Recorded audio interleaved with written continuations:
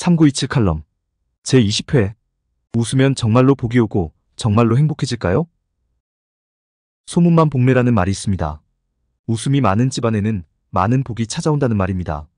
또 일소일소라는 말이 있습니다. 한번 웃을 때마다 그만큼 젊어진다는 말입니다. 또 아주 오래전에 우리나라 대표 코미디 프로그램의 제목이기도 했던 웃으면 복이 와요라는 말도 있습니다. 모두 웃음을 강조하는 말로 웃고 살면 그만큼 좋은 열매가 맺힌다는 의미입니다. 이처럼 웃고 살면 좋은 결과가 맺힌다는 말이 많이 있다 보니까 웃음을 주제로 한 각종 프로그램도 유행하고 있습니다.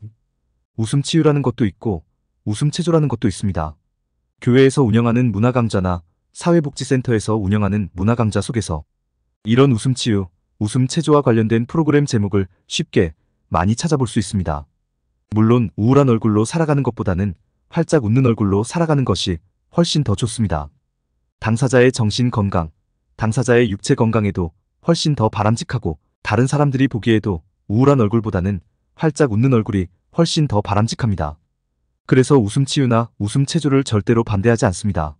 할 수 있는 여건이 된다면 하시라고 적극적으로 권해드립니다. 그런데 주의할 것이 있습니다. 그것은 웃음 자체가 당사자의 건강에도 좋고 다른 사람들이 보기에도 좋은 것은 인정하지만 많이 웃는다고 해서 진짜로 복이 오고 많이 웃는다고 해서 진짜로 행복해지는 것은 아니라는 것입니다. 즉 웃음이 복의 조건, 웃음이 행복의 조건이 결코 아니라는 것입니다. 이것을 항상 기억하고 계셔야 합니다. 여러분들도 다 아실만한 내용을 제가 굳이 말씀을 드리는 이유는 간혹 웃음을 복의 조건으로, 행복의 조건으로 설명하는 강사들이 있기 때문입니다. 또 강사들의 말을 무조건 믿으면서 웃음을 복의 조건으로, 행복의 조건으로 생각하는 사람들이 있기 때문입니다. 이렇게 웃음을 조건으로 생각하고 웃음 치유나 웃음 체조를 하게 되면 금방 실증이 날 수도 있습니다. 금방 실망을 할 수도 있습니다. 왜냐하면 그렇게 많이 웃었는데도 실제로 복이 찾아오거나 그렇게 즐겁게 웃었는데도 실제로 행복이 찾아오는 일은 거의 없기 때문입니다. 그래서 소문만 복내 같은 말, 일소일소 같은 말, 웃으면 복이 와요 같은 말들은 자칫 사람들의 사고체계를 마비시키는 황당한 말, 위험한 말이 될 수도 있습니다. 사실 웃으면 복이 오고 웃으면 행복해지는 것이 아니라 복이 오면 저절로 웃음이 터져나오는 것이고 행복해지면 저절로 웃음이 터져나오는 것입니다. 마음이 기쁘지 않으면 얼굴이 우울해지고 불행하면 얼굴에서 웃음기가 사라지듯이 복이 오고 행복이 와야 얼굴에 웃음꽃이 활짝 필 수 있는 것입니다. 다시 말해 웃음은 조건이 아니라 결과라는 의미입니다. 그런데 엄밀하게 말하면 복이 오면 웃음이 나고 행복해지면 웃음이 나온다는 말도 정확하게 맞는 말은 아닙니다. 왜냐하면 복이 왔는데도 그것을 복인 줄 모르고 행복이 왔는데도 그것이 행복인 줄 모르면 결코 웃음이 나올 수 있는 것이 아니기 때문입니다. 내가 소유하고 있는 것이 복이라는 것을 모르면 웃음도 나올 수 없고 행복할 수도 없기 때문입니다. 예를 한번 들어보겠습니다. 한 달에 300만 원을 월급으로 받는 사람이 있고 한 달에 1000만 원을 월급으로 받는 사람이 있습니다. 여러분은 이 두 사람 중에 누가 더 복을 받았다고 생각하십니까? 누가 더 행복할 거라고 생각하십니까? 누가 더 웃으며 살아갈 수 있을 거라고 생각하십니까? 대부분 1000만 원을 월급으로 받는 사람이 300만 원을 월급으로 받는 사람보다 더 복을 받았고 더 행복할 거고 더 웃으며 살아갈 거라고 생각하실 것입니다. 그렇게 생각하는 것이 사람들의 일반적인 사고방식입니다. 그런데 꼭 그렇습니까? 반드시 그렇습니까? 월급을 많이 받는 사람이 월급을 적게 받는 사람보다 더 복 많은 사람일까요? 더 행복하고 더 웃으며 사는 사람일까요? 그렇지 않습니다. 1000만 원을 월급으로 받는 사람이 그 돈을 적다고 생각하면 그 사람은 1000만 원 받는 것을 복이라고 생각하지 않습니다. 1000만 원 받는 것으로 전혀 행복을 느끼지 못합니다. 늘 모자란다고 생각하기에 마음과 얼굴에는 그늘이 지게 마련입니다. 웃음이 나오는 삶을 살아갈 수 없습니다. 반대로 300만 원을 월급으로 받는 사람이 그 돈을 많다고 생각하면 그 사람은 그것을 복이라고 생각합니다. 자기의 수고, 자기의 노력, 자기의 능력보다 과분한 월급을 받는다고 생각하면 그 사람은 그것을 복이라고 생각합니다. 그러기에 행복하게 살아갈 수 있고 그러기에 웃으며 살아갈 수 있습니다. 또 다른 예를 들어보겠습니다. 서울대학교 의대에 다니는 아들을 둔 부모가 있고 지방대에 다니는 아들을 둔 부모가 있습니다. 여러분은 이 두 부모 중에 누가 더 복을 받았다고 생각하십니까? 누가 더 행복할 거라고 생각하십니까? 누가 더 웃으며 살아갈 거라고 생각하십니까? 대부분 서울의대에 다니는 아들을 둔 부모가 그럴 거라고 생각하실 것입니다. 그런데 꼭 그럴까요? 반드시 그럴까요? 그렇지 않습니다. 서울의대에 다니는 아들을 둔 부모가 그 아들에게 만족하지 못한다면 그 아들을 복이라고 생각하지 못합니다. 복이라고 생각하지 않기에 행복할 수 없고 웃으며 살아갈 수 없습니다. 그러나 지방대에 다니는 아들을 둔 부모가 그 아들을 복덩어리라고 생각하면 그 부모는 행복을 느낄 수 있고 웃으며 살아갈 수 있습니다.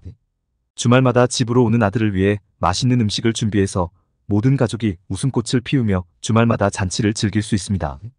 이처럼 내가 가지고 있는 것이 복이라는 것을 알 때 비로소 웃을 수 있고 내가 가지고 있는 것이 복이라는 것을 알 때 비로소 행복해질 수 있는 것입니다. 웃으면 복이 오는 것도 아니고 복이 오면 웃는 것도 아닙니다. 내게 복이 왔다는 것을 알아야 웃을 수 있고 행복해질 수 있는 것입니다. 그래서 무엇을 안다는 것이 너무너무 중요한 것입니다. 그런 의미에서 여러분들에게 한번 여쭈어 보겠습니다. 아마도 이 영상을 보시는 분들은 대부분 하나님을 믿는 성도이실 것입니다. 성도이신 여러분은 여러분이 복받은 분이라고 생각하시는지요? 여러분은 행복하다고 생각하시는지요? 여러분은 웃으며 살아가고 계시는지요? 자신있게 예라고 대답하실 분들은 그렇게 많지 않으실 것입니다. 왜 그렇습니까? 여러분들에게 복이 왔다는 것을 여러분들이 잘 모르고 계시기 때문입니다. 그것도 이 세상에서 받을 수 있는 가장 큰 복, 즉 구원의 복이 여러분들에게 왔다는 것을 잘 모르고 계시기 때문입니다. 여러분들이 하나님의 자녀가 되었다는 큰 복에 대해 잘 모르고 계시기 때문입니다. 사실 기독교를 믿는 대부분 사람도 물질을 복이라고 생각하고 건강을 복이라 생각하고 장수를 복이라고 생각합니다. 부모 잘 만난 것을 복이라고 생각하고 형제자매 잘 만난 것을 복이라고 생각하고 잘 나가는 자녀 둔 것을 복이라고 생각합니다. 이런 것들도 복이라는 것을 부인하지 않습니다. 그러나 하나님은 이것보다 훨씬 더 큰 복이 있다고 말씀하십니다. 그리고 그 복이 이미 임했다고 말씀하십니다. 그 복이 바로 하나님의 은혜로 말미암아 죄로부터 구원을 받은 복이고 그 복이 바로 하나님의 자녀가 된 복이고 그 복이 바로 하나님의 성도가 된 복입니다. 이 복을 바르게 알고 이 복을 바르게 이해하면 물질의 복과 건강의 복과 장수의 복과 사람의 복이 그렇게 중요하지 않은 것이라는 사실을 깨닫게 됩니다. 이 복을 바르게 알고 이 복을 바르게 이해하면 충만한 행복감을 느낄 수 있게 되고 그래서 저절로 웃음이 나오는 삶을 살아갈 수 있게 됩니다. 그래서 요한복음 17장 3절에 영생은 곧 유일하신 참 하나님과 그가 보내신 자 예수 그리스도를 아는 것이니다라는 예수님의 말씀이 등장하고 있는 것입니다.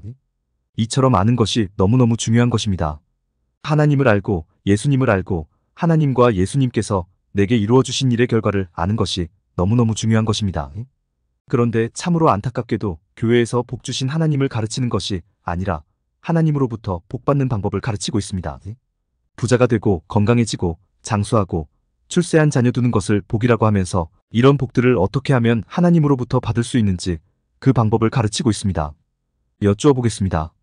교회에서 가르치는 복 받는 방법이 효과가 있을까요? 효과가 없을까요? 효과가 없습니다. 아무 효과가 없습니다. 증거가 있습니다.